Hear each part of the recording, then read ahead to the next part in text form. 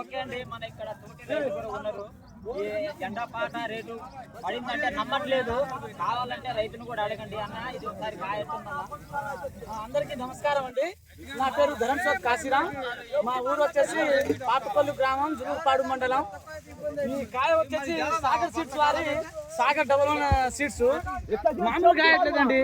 ఈ సంవత్సరం అసలే పంట దిగుబడి లేక నల్లి కానీ వర్షానికి తట్టుకొని కూడా ఈ రకంగా కాసిందంటే ఈ సీడ్స్ నెక్స్ట్ ఇయర్ ఈ సీడ్స్ వేసుకుంటే మంచి లాభాలు పొందొచ్చని అనుకుంటున్నాను.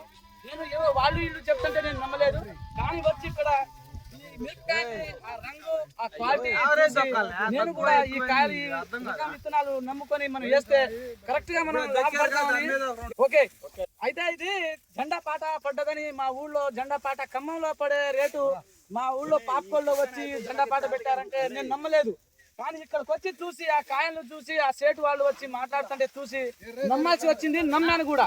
ఆ కాయను కరెక్ట్ ఆ రేటు పడవచ్చు. ఆ సీడ్స్ అంత క్వాలిటీ మంచి మంచి కాసింది. Okay, very good. ఇది చూసాం 19,000 కాయలు. 19,000 కరెక్ట్ గా సేటు వాళ్ళు వచ్చి మాట్లాడుకొని ఆల్రెడీ బస్తాలు తొక్కుతున్నారు. అంటే మార్కెట్ లో 19,000 పడుతుంది, పల్లెటూరులో పడట్లేదు. అంటే ఇప్పుడు ఊళ్ళో రైతులు అనేది నమ్మట్లేదు కదా. లేదు 19,000 కాయలు మీకు నమ్మకం కలిగిందండి? నమ్మకం కలిగింది. కాయ ఏ విధంగా ఉందండి? కాయ నెంబర్ 1 బారు అయితే, రంగు అయితే, క్వాలిటీ అయితే.